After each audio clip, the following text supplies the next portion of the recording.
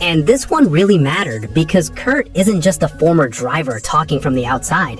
He actually drove the number 45 car for 23XI Racing before his career-ending injury. So when he saw Reddick accomplish this, it clearly hit him on a personal level.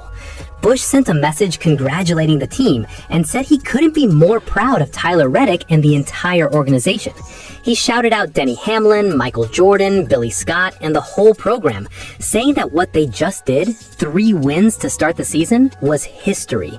And you could feel the pride in that message, because people who saw 23XI in its early stages know how far this team has come. For them, this wasn't just a strong start, it was proof that the organization has truly become what they believed it could be. But here's where the mood of the weekend suddenly shifts, because while Reddick and 23XI were celebrating history, not everyone left COTA feeling like they got a fair shot at the result they deserved. The clearest example of that frustration came from Connor Zilisch. Now, if you only look at the final results, you'll see Zilisch finished 14th, and that doesn't look terrible on paper. But according to him, that result doesn't even come close to reflecting how good his race actually was. After the race, he said something that really captured the frustration drivers feel in chaotic races like this. He said he felt like he drove one of the best races of his entire career and still ended up 14th. He admitted straight up that it sucked, and he also explained the 2 incidents that derailed his race. In one of them, he said Daniel Suarez was right behind him, and it looked like Suarez squared him up and hit him. Then in another incident, Zilisch said he was already committed into the corner when he got T-boned, and he didn't even fully understand what happened. So from his perspective, he did almost everything right, and still ended up with a result that looks mediocre. And that's the kind of thing that creates a weird emotional split after big races.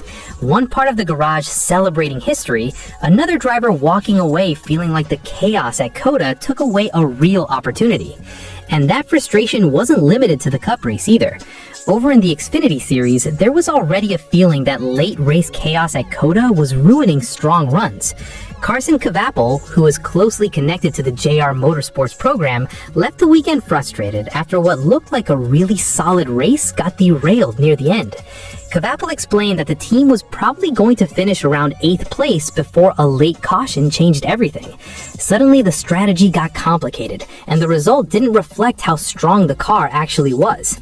And that's the strange part of this whole weekend, because NASCAR had a genuinely historic victory happen right in front of everyone. Yet by the end of the weekend, a lot of the conversation wasn't about the quality of the win. It was about frustration, wrecks, perception, and controversy. And that's exactly where the stolen victory narrative started showing up online. Now, let's be very clear about something. This idea didn't come from anything that happened directly in the race itself. It started online. Some fans began connecting the timing of Tyler Reddick's hot start with the recent legal settlement between NASCAR and the team's 23XI Racing and Front Row Motorsports, because those teams had been involved in a legal dispute with NASCAR not long ago, and now suddenly Reddick is out here winning everything. So a group of fans started connecting dots. But here's the key point. There is zero actual evidence that anything about the race at COTA was manipulated or handed to anyone. If you look at the race itself, the facts are simple. Reddick started on pole. He led 58 laps, and he beat the best road course driver in the field by almost 4 seconds. That's not a suspicious finish, that's dominance. Right now, the stolen talk is purely a perception story, not a racing story. And honestly, the strongest argument against that conspiracy chatter is still Shane Van Gisbergen's own reaction. Because if anyone had reason to suggest something was wrong, it would be the driver who just missed out on tying Jeff Gordon's record for 6 straight road course wins. But SVG didn't say anything like that. He simply admitted they were lacking a little bit of turn and drive in the car, and that they didn't quite have enough to catch Reddick. In other words, he got beat, and that's why this entire weekend feels so strange when you look back at it. Tyler Reddick earned one of the most important wins of the modern NASCAR era. Michael Jordan had every reason to celebrate.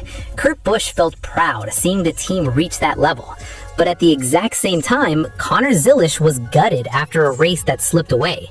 Carson Kvapil was frustrated about how strategy and cautions changed his result, and the loud section of fans online instantly turned the story into something darker.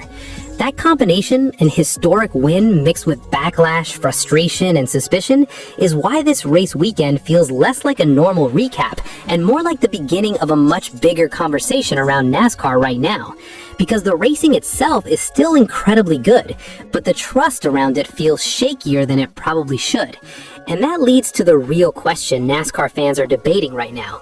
Was Tyler Reddick simply the best driver at Circuit of Americas and the clear deserved winner?